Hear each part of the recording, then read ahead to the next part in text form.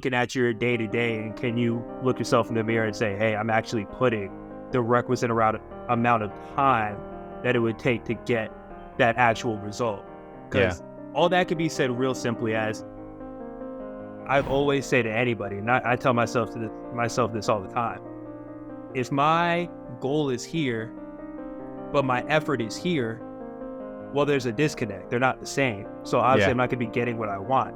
So I literally have two choices. I can either bring my effort up to match the goal, or if I want to keep my effort down here, I got to be willing to bring the goal down here.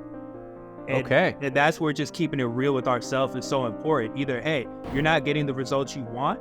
All right, change your effort, go get it, or bring that result that you think you want down because you're not actually putting in the time, energy, focus, and attention to actually have it happen. So do you really even want that thing?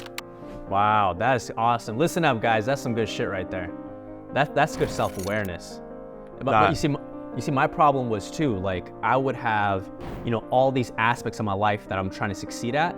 And then just like how you said, there was a disconnect from what I could do in all these different things.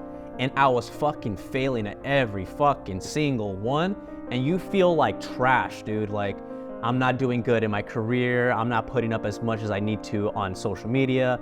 My relationship's suffering. And it could eat you up, man. And you're like, dude, but I'm putting in all this effort and all this work.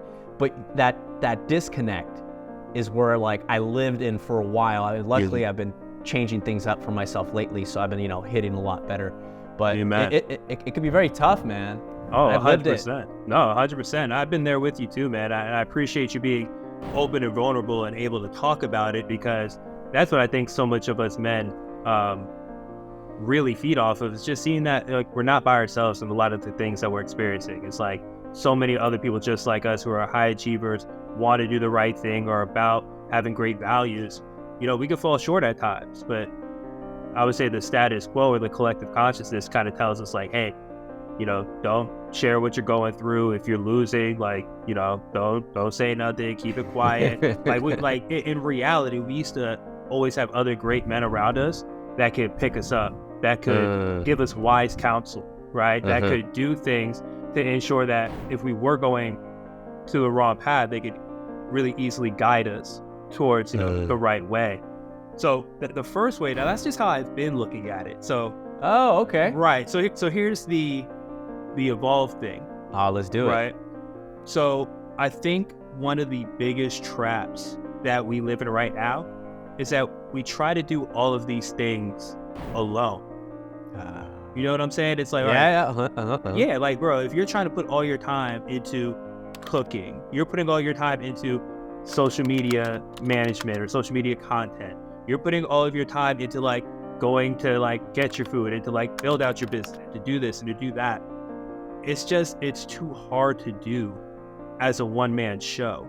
Yeah. And I look at this from a business perspective, and I also look at it from just a family perspective. I think one of the biggest traps we're all falling into is just the nuclear family.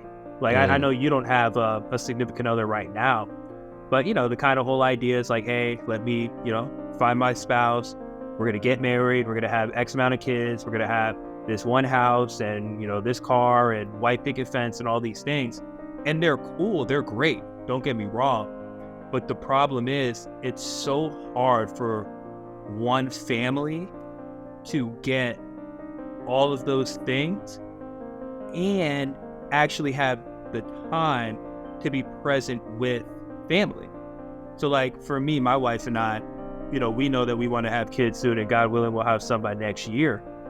And it's one of these things where I'm big on self-awareness. I really look at how do I want my life to be and how am I showing up now to make it happen.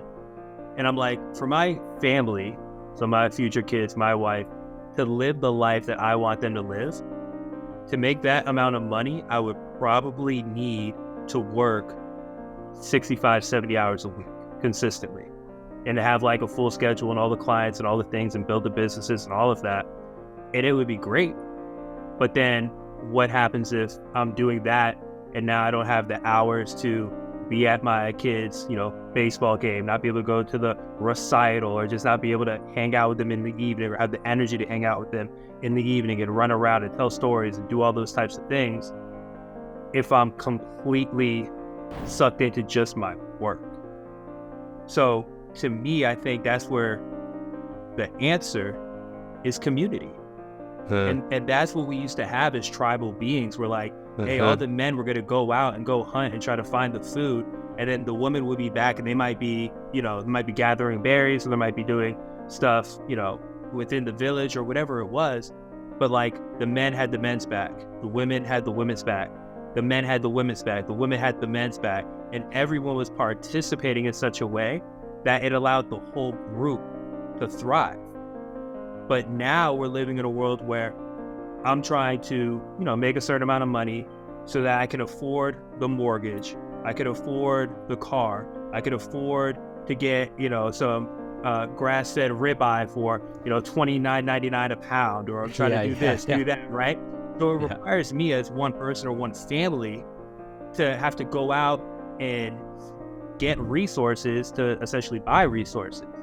Where imagine how much different that looks when people are in community, and now me and 3 other families, we just buy a cow and we share a cow together. And now, instead of our meat on average costing, say, $15 a pound, now it's like $5 a pound, and you're getting all the best cuts. You're using it from nose to tail, all of that.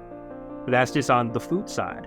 Yeah. Imagine if you're able to, say, instead of you having to every single day go get your food and cook and all of that, spend all that time cooking, what if families rotated on which family was cooking and having people over that day? Well, if I'm just cooking more food for more people, but it's one time a day, wow, I'm going to save so much time overall, and it actually brings us together, which I think people want more than anything nowadays, is to be around people that they trust, that have their back, that have great values, that stand for something, that stand for things that are similar to me, where that's just so far from the norm. I don't know what your house setup is, but bro, being in Miami, the last 2 places I lived before my house now, big, beautiful high-rise buildings. And these buildings would have like 50 floors and like, I don't know, 20 people on each floor. You're talking about like damn near 1,000 people in every building. Yeah. And bro, I would literally know maybe 5-6 people in the building. Right. And none of them were like my people where like we're sharing meals and breaking bread consistently. Yet we have all that proximity. We're all right there in the same spot. So it's like we're so close, but we're still so disconnected. Where to me, it's like so much of my energy, my life going forward, whether it's business, whether it's, personal life, it's relationships, it's health, all of this, it's really moving towards this community model so that people aren't feeling the burden like you feel of trying to do everything, but you can't because you're one man. You can only be in so many places at so many times, doing so many things at, so much time. Whereas in community, you would still be able to have the results that you're looking to get, like a great meal, but you don't necessarily have to cook that great meal every single day. Dude, fucking love this. You're speaking my language, bro. I've been thinking about this for years too. Like, I always find it difficult because, again, like I said, when I was young, I started to kind of like see the future, and I was thinking, man, dude, it's a lot of work for a wife to like cook and clean, and then it's a lot of work for the man to go out and get, resources and also be there for his family. And I actually have a Muslim friend. He's an amazing guy, and he lives with his mother, his father, his 3 brothers. Their wives moved in. So he's like chilling, and like he works a lot. The brothers help each other. They live together in the same house. They're in business together. Like, and it's like family time, business time, cooking time. It's just like a fucking unit. And here I am in my 2-bedroom alone. Yeah, I feel you. So looking at the future, I think of it the exact same way.